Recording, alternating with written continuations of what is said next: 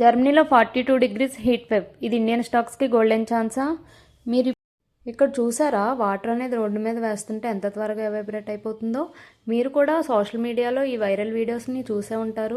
Like animals, birds హీట్కి తట్టుకోలేక ఎలా చనిపోతున్నాయి, vehicles ఎలా డ్యామేజ్ అవుతున్నాయి అనేది.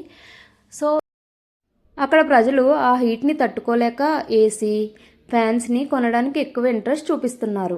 అక్కడే మన ఇండియాకి ఒక ఫ్యూచర్ ఆపర్చునిటీ ఉండొచ్చు. ఎందుకంటే మన దేశంలో ACs, compressors, cooling equipment manufacture చేసే కంపెనీస్ యూరప్ మార్కెట్ని టార్గెట్ చేయడానికి ఛాన్స్ దొరకచ్చు. కానీ ఇది ఓవర్ నైట్లో జరిగే స్టోరీ కాదు. ఎందుకంటే Europe quality standards, certifications, energy efficiency rules అన్నీ కంప్లీట్ చేయాలి. అలాగే చైనా, సౌత్ కొరియా కంపెనీస్ నుండి స్ట్రాంగ్ కాంపిటీషన్ కూడా ఉంటుంది. ఒకవేళ మన కంపెనీస్ ఈ స్టాండర్డ్స్ని మీట్ చేసి ఎక్స్పోర్ట్ పెంచగలిగితే ఇంటర్నేషనల్ లాజిస్టిక్స్ మరియు షిప్పింగ్ సెక్టర్కి కూడా ఇది ఒక మంచి ఆపర్చునిటీగా మారచ్చు.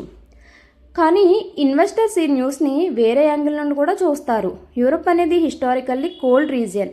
అందుకే అక్కడ ఎయిర్ కండిషనర్ యూసేజ్ ఇండియాతో కంపేర్ చేస్తే చాలా తక్కువ. కానీ ఇలాంటి హీట్ వేవ్స్ ఫ్రీక్వెంట్గా కంటిన్యూ అయితే కూలింగ్ ప్రొడక్ట్స్కి డిమాండ్ గ్రాడ్యువల్గా పెరిగే అవకాశం ఉంది. కాబట్టి ఇది ఇమీడియట్ ప్రాఫిట్ న్యూస్ కాదు, కానీ లాంగ్ టర్మ్ వాచ్ లిస్ట్లో పెట్టుకోవాల్సిన డెవలప్మెంట్ మాత్రమే. ఎందుకంటే స్మార్ట్ ఇన్వెస్టర్స్ ఎప్పుడూ ప్రజెంట్ న్యూస్ని మాత్రమే చూడరు. తక్కువ వాల్యుయేషన్స్ ఉన్నప్పుడు ఎంటర్ అవ్వడానికి ఇంట్రెస్ట్ చూపిస్తారు. సో మరి మీ ఒపీనియన్ ఏంటి? Germany heat